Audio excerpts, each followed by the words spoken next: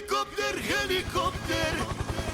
The Pillage bot has gotten a few tweaks, and now she's actually kinda useful, especially when she's flying around and dealing a lot of damage. What's good, folks? It's Nightmare Frame here with a new and improved Attack Helicopter Hildryn. The reason why this augment got released is because, well, Balefire needed an augment, it has weird firing mechanics, and just wasn't as useful. Literally any AoE weapon was 10 times better, and when you flew around in her Aegis Storm, you couldn't do anything, and it was annoying and just as bad to maintain, because back then, when you fired your Balefire during Aegis Storm, it would completely stop you from moving. But now you're able to fly around without being halted when you fire. And with the Komea 5 Fates update, Hildryn can move slightly faster in her Aegis Storm. And this movement is affected by movement speed multipliers, so something like Molt from Saren. And when you cast Aegis Storm, you immediately equip your exalted weapon. One huge W that also helps this ability management is now we have the ability to use Pillage and Helminth abilities while in Aegis Storm. Oh, okay, DE, why can't you do this with Yareli and her stupid K-Drive? Don't make the excuse about unique animations limitations, because you were able to do this with Aegis Storm. Sorry for that tangent. Aegis Storm still has some limitations, and one of them is it's really damn slow. Sure, you're able to dodge and to propel yourself further, go into Operator or Drifter and Void Sling around, but it just feels ass to use. And I feel that she should at least be as fast as Jade. I mean, that would make more sense. Also, when Aegis Storm is deactivated, you are no longer vulnerable, as now you have iframes while you do your superhero landing animation. And the reason why they kept the superhero landing animation from Aegis Storm is because you now perform a ground slam, similar to Rhino from his land, while simultaneously slamming any lifted enemies affected by Aegis Storm. Anyway, her augment, Aegis Gale, is her 4th ability augment that affects her 1st ability, I know, weird, but allows Balefire to deal even more damage, as now you can use an alternate fire and release a barrage of nukes on the enemies, and these extra shots have the same damage as the original, and the AoE explosion from Balefire has no damage fall off and can go through walls. This damage has additional scaling, as its damage scales off 15% off your max shields, so stacking shields is going to be insanely beneficial. So this damage increase is before your modded values on your weapon and power strength. So slapping on something like Primary Direction is already a massive damage increase. Balefire isn't the best of exalted weapons. It does have pretty high base damage. It scales from strength and equipped mods. Its explosion radius is affected by both modded range on the Warframe and Prime Fulmination, as those two scale multiplicatively with each other. The weapon is innate electricity and does have really bad crit chance of 5%, and this can be increased with Arcane Avenger and modded crits. There are a few things to take note for this setup, especially for damage scaling. Not only am I dealing more damage because I can fire 4 more shots for the price of 1, but I also do have access to Pillage, and this is able to replenish my shields, but also armor strip enemies, having me deal even more damage. I don't even have to fully strip enemies because I'm dealing that much damage to begin with. And with Aegis Storm active lifting enemies, I am able to crowd control most enemies, excluding Acolytes and Eximus units, but enemies affected by Aegis Storm drop energy orbs, which also replenishes my shields. So I have no issue at all when it comes to losing shields, and I can permanently remain airborne. As for my Helminth, well, I can't really benefit too much from Roar because I won't have enough duration to maintain it, and grouping isn't an issue since I have massive coverage with my explosions, and I do have a companion that can easily deal with grouping. So I decided for movement utility, Vile Rush from Lavos. This ability allows me to zoom forward really fast mid-air and also drop cold bombs on enemies to crowd control them, while also priming them with cold, increasing my critical damage on them. And because this is Lavos' ability, it does have a cooldown of 5 seconds, but that's not bad at all. So now that you know what you're in stored for, let's take a look at how I've put all of this together, from the Archon Shards gameplay loop all the way to builds and utility tools. For the shards, come on.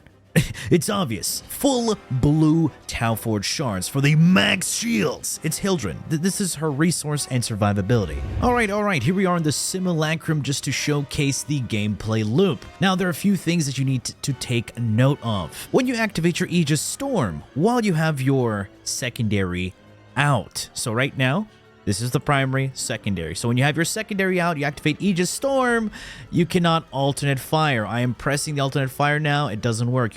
You would actually have to deactivate Balefire, reactivate it, to then alternate fire. So make sure to always swap out of your secondary before you activate Aegis Storm. Simple as that. And DE will definitely fix this, so don't worry about it. It's not that big of a deal. Now, you may have noticed I do have my tome out. This is just to give me a little bit of strength increase of 60%. And I also have the Matter-Eye Focus School. Matter-Eye Focus School gives me 40% additional strength alongside Molt Augmented. So that's a lot of strength increases. All of this to increase my damage. Of course, you want to throw out your alternate fire, and this will trigger Voam Invocation. You can see on the top right, that gives me 60% strength. I will Void Sling twice. Make sure you swap out of this, and then you can go into Aegis Storm. This, of course, will snapshot into Aegis Storm to then snapshot into Balefire Storm.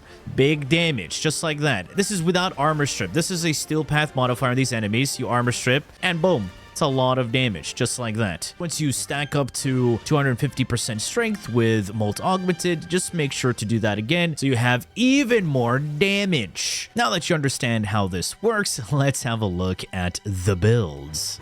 We have 3,000 base shields thanks to all those Archon Shards. That's pretty huge. For the Arcanes, you got Molt Augmented, again, because of that strength increase, and Arcane Avenger. And for the second Arcane is Arcane Avenger. This triggers when you take damage, meaning enemies have to hit you, or you can also self-damage. There is a way to self-damage, and that's using the Combat Discipline aura. Unfortunately, I would have to reform us, so if you want to do that, you can go with Combat Discipline in that aura. However, this is me being very lazy. I'm just going to use Corrosive Projection. Corrosive Projection, again, stacks additively with any armor stripping abilities, and it goes hand in hand with Pillage. Pillage requires 400% strength, but with Corrosive Projection, you bring that down to 328. Unfortunately, I cannot reach 328% strength, but you don't need to full strip. Having a partial strip still allows you to deal a lot of damage on top of that, because you're removing enemies' damage reduction.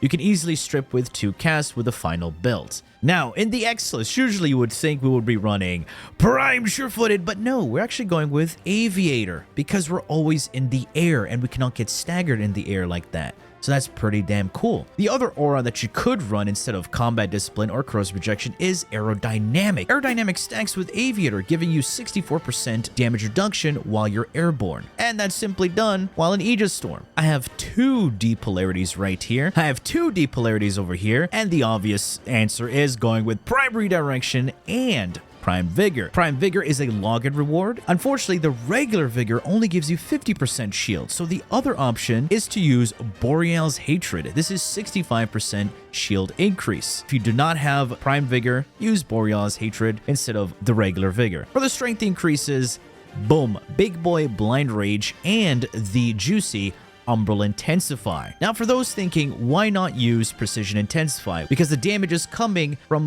Balefire, not Aegis Storm, even though the augment is for Aegis Storm. Hope you understand that. And I'll be stacking a lot of range increases on this particular build because if you did pay attention earlier, range is affecting a lot of my abilities. So of course, I will have Stretch for that 45% increase, Augur Reach for that 30% increase. That brings it up to 175, but I want even more than that without losing too much. And that's why I'll be using a rank 4 overextended. A higher rank will take it up to 90%, but it drops my strength by 60%. So it's literally up to you. You can go with a rank 4 to give you 75% range or a rank 5. So you lose 10% strength. But I want as much strength as possible, and losing 15% more range isn't a big of an issue. And lastly, for the final slot, we have Aegis Gale. Again, this is your 4th ability augment. However, the main damage is coming from your 1st ability. As you can see, it gives us 4 additional shots, and it scales with 15% of our max shields.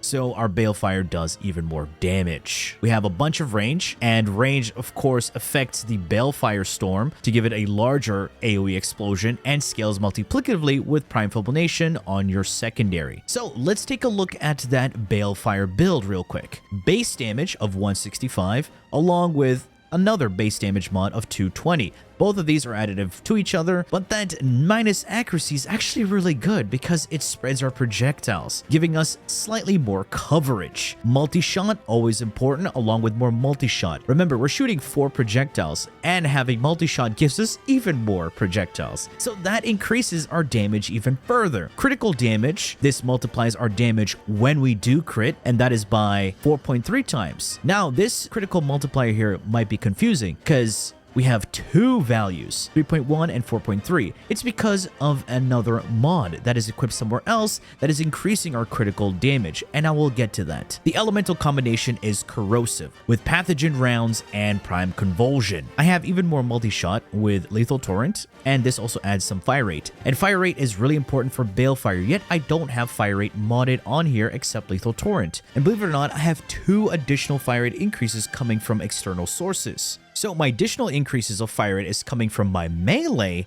and my Sentinel. So how does that work? My melee here is the Furax. You could use any type of Furax. You just need one mod, the Amalgam Furax Body Count. This grants me 45% fire rate on all my secondary weapons. I do not have to use this melee. It's there passively. So this is a nice additional boost to our fire rate. Now moving on to our Sentinel, which increases my fire rate even more. And here, I'm using the Naughty List Prime.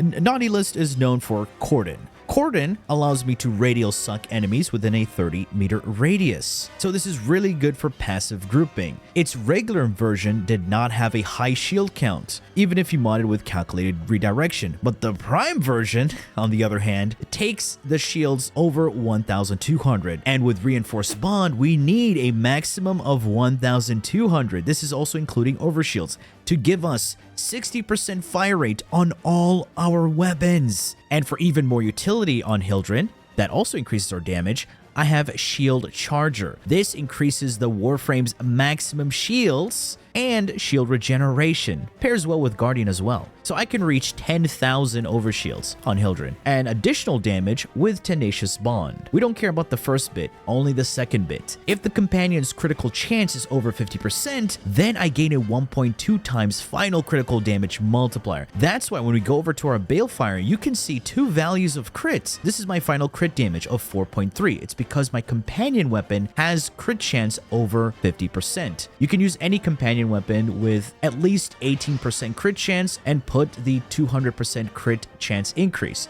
Over here, my crit chance is over 60%. The only important mod for this build is critical delay. For the utility weapon, I'm using the Grimoire. I just renamed it, so don't worry. Now, the Thrilling Tales is all about granting me strength. With Vohm Invocation, alternate fire with this weapon will give me 4% stacking strength. I do need to add another form right here, and of course the final mod will be Prime Fulmination. This increases the radius on my alternate fire. Otherwise, the Arcane doesn't really matter. You can go with anything you want, but I highly recommend Conjunction Voltage as it increases its multi-shot. And for the Focus School Madurai, aka Chatterai, performing 2 Void Slings right there will grant me 40% strength. This snapshots to any of my abilities. And this buff lasts for 20 seconds. So that's 2 Void Slings and you get 40% strength. So these have to be consecutive Void Slings. So 1, 2, and we transference back in, you see 40% strength. So yeah, folks, this is the new Hildryn setup. The Attack Helicopter Hildryn. Anyway, folks, that has been it from me. I do hope you enjoyed and learned something from this video. If you did, please feel free to leave a like, share, and subscribe for more Warframe content streams and so much more. Do refer to the description. Thanks for watching, and as always, a peace. Bye-bye now.